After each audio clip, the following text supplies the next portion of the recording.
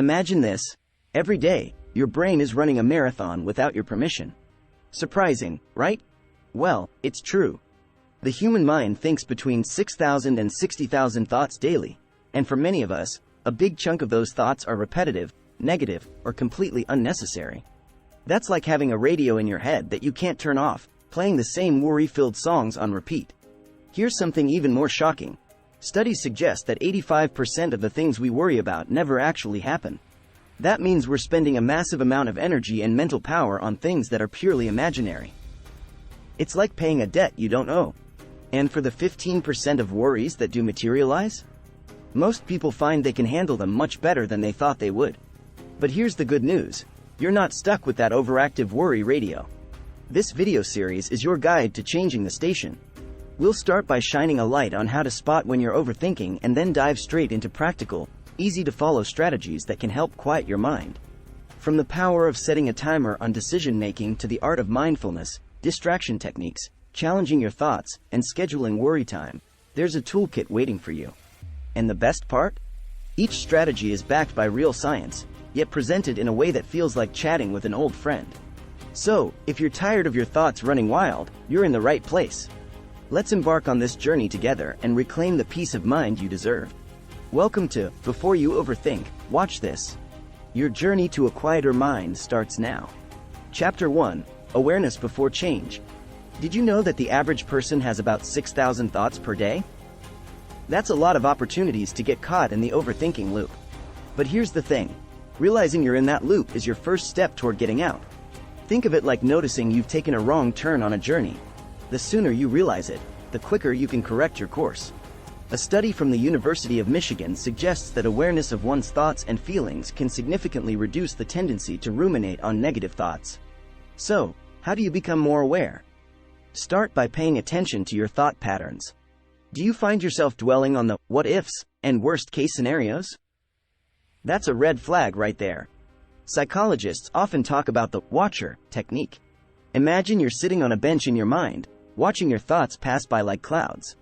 You don't have to chase them or run away from them, just notice them. This simple act of noticing can be incredibly powerful. Remember, awareness is not about stopping thoughts altogether. That's pretty much impossible, but recognizing when they're not serving you. As Eckhart Tolle famously said, "The beginning of freedom is the realization that you are not the thinker." The moment you start watching the thinker, a higher level of consciousness becomes activated. Here's a practical tip. Keep a thought diary. Write down the thoughts that keep circling in your mind. You'll likely notice patterns or triggers for your overthinking. This awareness is your first tool in the toolbox for change. Chapter 2, Limit your decision-making time. Decision fatigue is real, and it's a big reason why we fall into overthinking. Barry Schwartz, in his book, The Paradox of Choice, highlights how having too many choices can actually make us less happy and more anxious.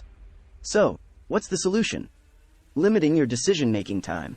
For instance, give yourself 10 minutes to decide what you'll wear in the morning or what you'll have for lunch.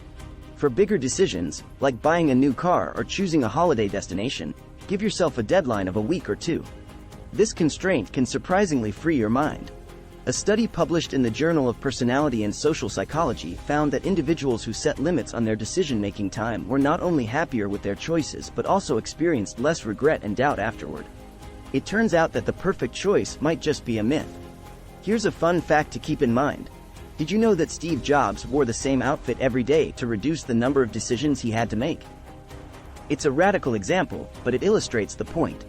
By limiting your choices, you free up mental energy for things that really matter. Try this experiment. For 1 week, set specific time limits for all your decisions. Notice the difference it makes not just in your decision-making process but in your overall stress levels. You might find that you're more decisive and that your decisions are good enough. Chapter 3, Practice Mindfulness and Meditation. Have you ever noticed how your mind can be miles away, even when you're sitting still? Our brains are often stuck in the past or racing towards the future.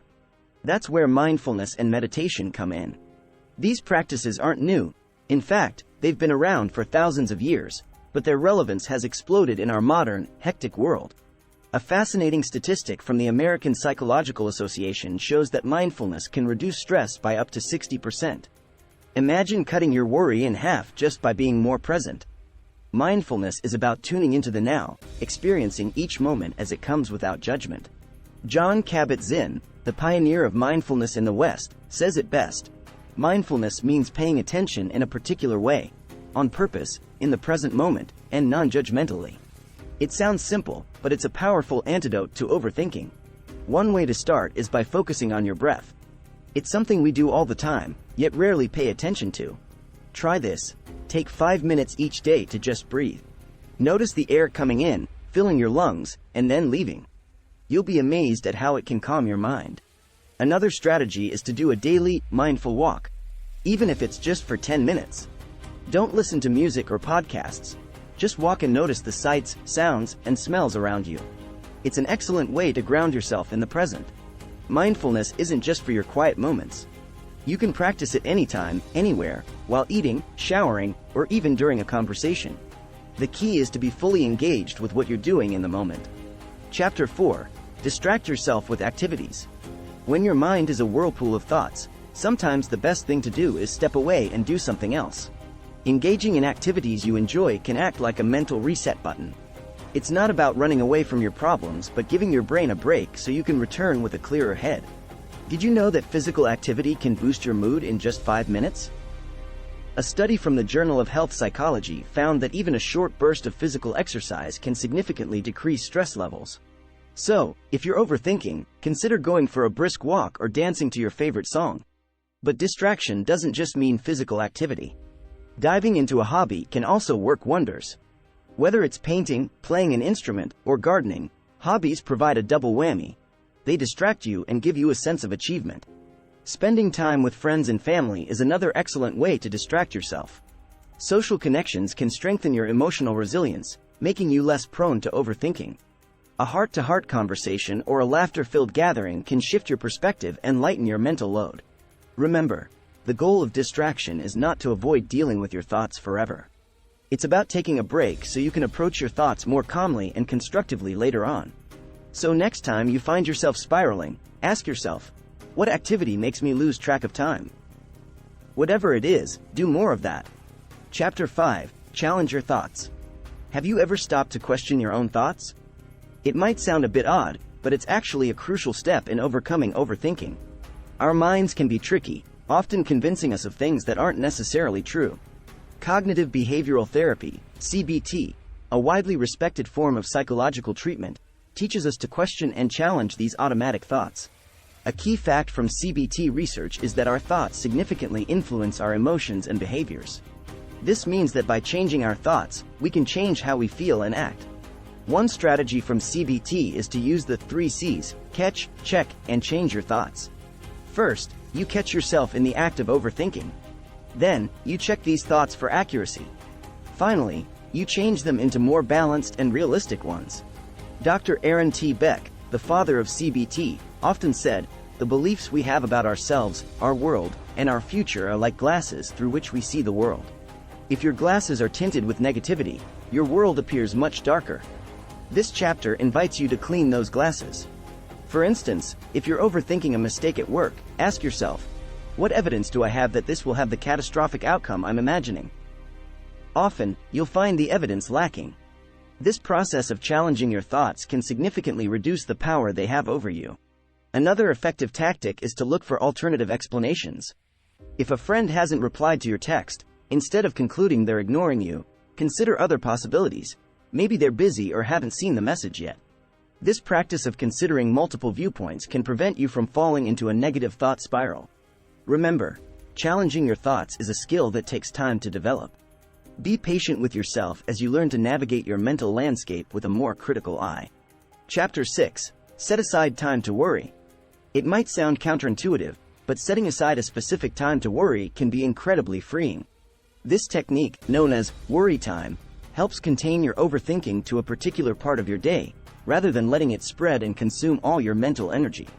The concept here is simple yet effective. Choose a 15-30-minute period each day that's your designated worry time. During this time, you're allowed to fully delve into your worries, doubts, and fears. Write them down, ponder potential outcomes, and really let yourself go there. But once the time is up, you move on to other activities. Research has shown that worry time can significantly reduce anxiety and improve problem solving. By confining your worries to a specific time, you're not suppressing them. You're managing them in a structured way. This can lead to a feeling of control over your thoughts rather than feeling controlled by them. One tip for making worry time work is to be consistent with the timing.